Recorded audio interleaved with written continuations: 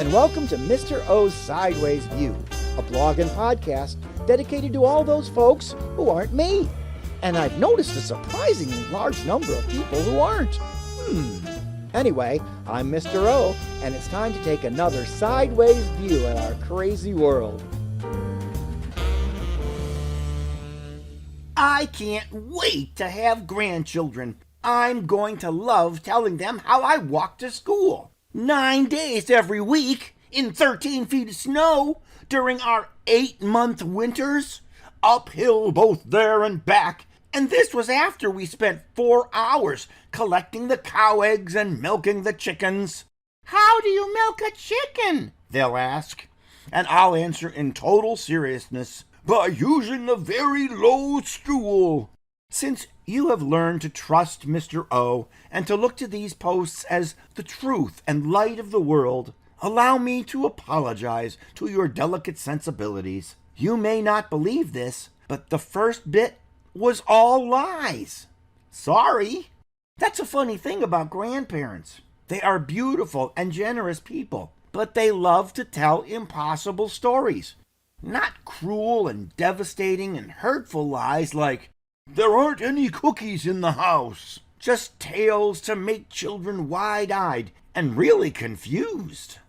My pappy was so committed to and stubborn about his stories that he would change his mind about as often as Uncle Wayne changed his underwear. If you knew Wayne, you'd know that wasn't very often. Also, he believed the bigger the lie, the easier it was to remember. So we got some whoppers when we were kids. I mean, if you could believe his war stories, he died 6 times before he had children.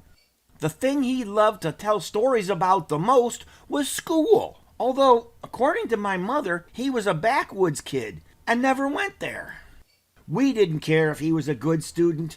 The tales were great. I think the best one was when the 20-foot alligator got into the classroom and swallowed the class pet hamster named Roger. They all loved that hamster, so the kids sat on the gator to keep it from getting away. The teacher called the janitor, who brought in his car jack and used it to open the gator's mouth. And then Tony, the small kid with glasses, crawled down the beast's throat and retrieved Roger.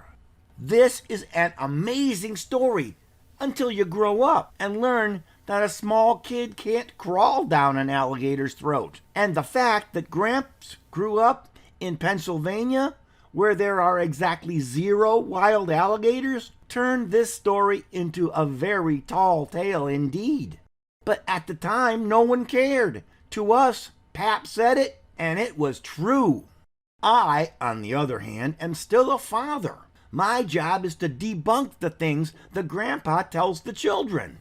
And while my dad's stories could never touch Pap's, I still had my share of deprogramming to do with my kids. They're teenagers, and they still believe Dad's lies over my truth. Grandfather is so much better. Another issue is that by the time I get there, it won't be fun anymore. Children are getting smarter and believing less. If I tried one of Pap's stories on my kids, they'd lecture me on weather patterns, which prohibit large amounts of snow, and the fact that the records are a matter of public record. Then they would grab a computer, look up the weather when I grew up, and prove me wrong over and over again. Of course, I guess I could try some of this new stuff. My daughter started back in high school this past week and was frustrated because several students had trouble getting into their biology textbooks. I thought she was telling me a grandfather lie. But no. I stupidly looked at her and said, "What? Did somebody glue the pages together? We just put textbooks in front of us and opened the cover." She looked at me as if I erupted in clown makeup, and a large wooden sign sprung from the top of my head that read, "This is what an idiot looks like," in neon red and green letters. Apparently their textbook is online, and for most of the class, the login codes didn't work. I can't wait to have a child on my knee and tell them that one. When I was a kid, we had big paper and cardboard things called books for biology. They weighed 5 pounds, and we had to carry them around. To use them, we opened them up, and instead of putting new words on the screen, we actually read different pages. Of course, someone will probably interrupt me saying, "Stop it, Dad! You're scaring the children!" The thing is, it won't be a good old-fashioned lie like Pappy told me. Then there are the horrors of school lunch. My daughter came home with a Band-Aid on her finger yesterday. I asked, and she told me it was nothing, just a small cut from doing something dumb. What happened was her plastic juice cup had a foil seal, and when she was trying to peel it off, she got a small scratch. She went to the nurse because it bled a little. The nurse had to write up an accident report. Apparently, if this happens often enough, the company will be forced to change the cup style for safety reasons. I thought, what? When I was in school, we had glass cups, and the juice was poured from gallon containers. Here comes Gramps again.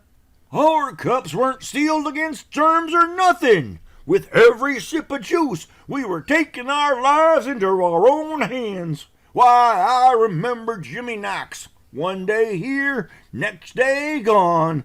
But we never cut ourselves on foil seals, why that's for sure. See, our cups were wide open and made of glass.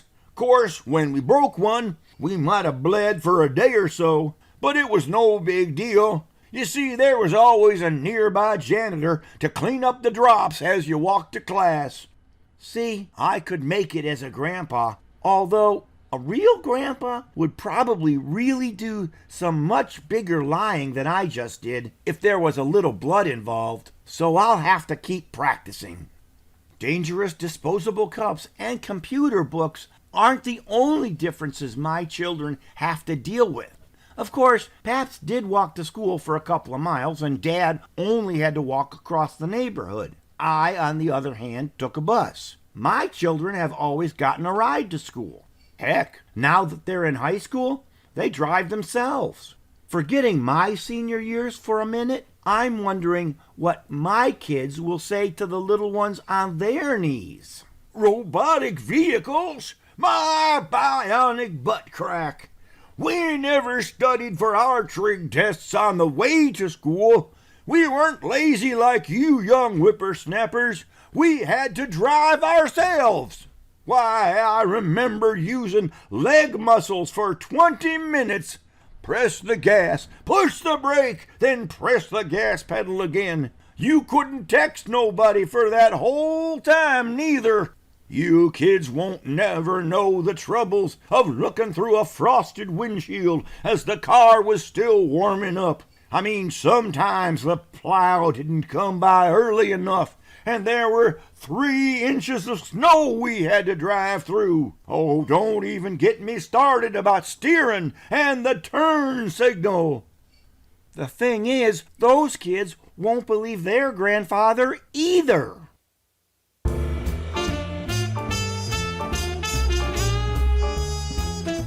Thanks for listening, and I hope you laughed a lot. Stop by anytime. Open 24/7 for your smiling convenience. If you liked it, push like or share it with a friend. If you missed an episode, you can hear Mr. O on Apple Podcasts, Google Play Music, and Spotify. Remember to subscribe so you won't miss it again. If you'd like, you can send me an email at ohsidewaysview@gmail.com.